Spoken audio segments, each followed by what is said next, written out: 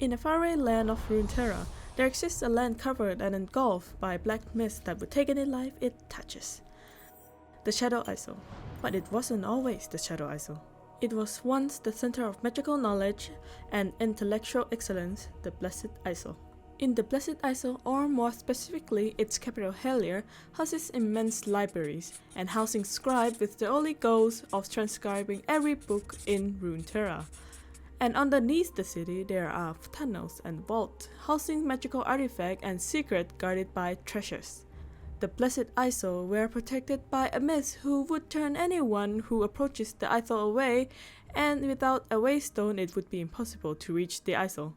So what happened? And how did the Blessed Land become so cursed?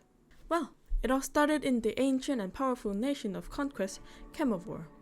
It is a brutal land with a violent history, where the Empire Knights go, blood follows, and death lays in their path.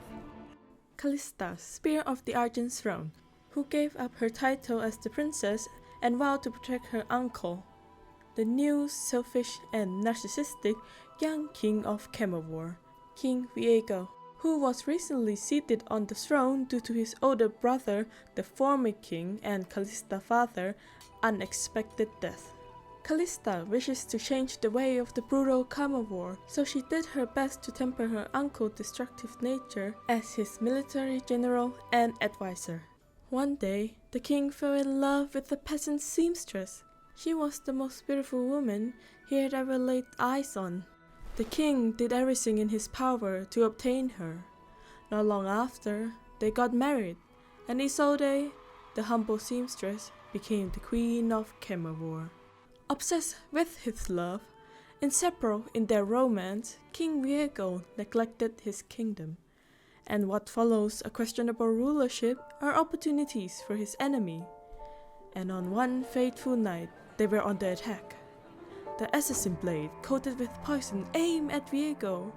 Fortunately, he was protected by his royal guard, Kalista. He was unharmed, but instead, the dagger went flying to his queen. And so his lover, Isolde, was not as lucky. King Viego consulted every mage and doctors, spending every coin in the treasury in order to find a cure for his queen. But it was to no avail, and death was beaming unavoidable. As King Viego plummets into madness, he finds the one clue that could save his lover. The long-lost Blessed Isles, rumored to hold the magical healing water. There was no price too high for King Viego to save his queen.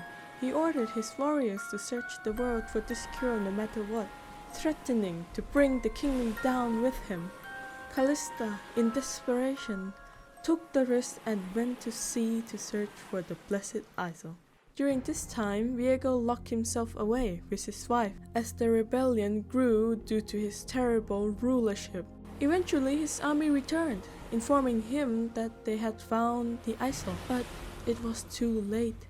The queen had already passed, and the king, who went mad with grief, ordered violent suppression on the rebellion as he clung to his dead lover's body. His last hope is that the Water of Life would bring Isolde back to life, thus setting out to the Blessed Isles with his army as his kingdom slowly falls apart. As the king and his army arrived at the Blessed Isle, they were confronted with the inhabitants of the Blessed Isle. King Viego, holding his dead wife's body, commanded them to lead him to the Water of Life. The local denied his access, claiming that it is possible to heal, but not to revive.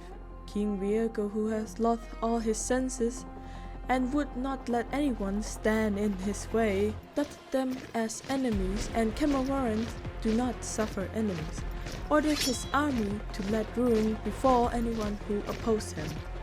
As bloodshed began, King Viego was approached by a man, a conniving scholar with a black heart holding a lantern, who offered to lead him to the Water of Life. King Viego, carrying Isolde's body, follows the scholar into the deepest part of the Isle. Kalista, in disbelief and disagree with her uncle's actions, tries to follow him in order to put an end to this, but she was stopped and executed by one of the soldiers.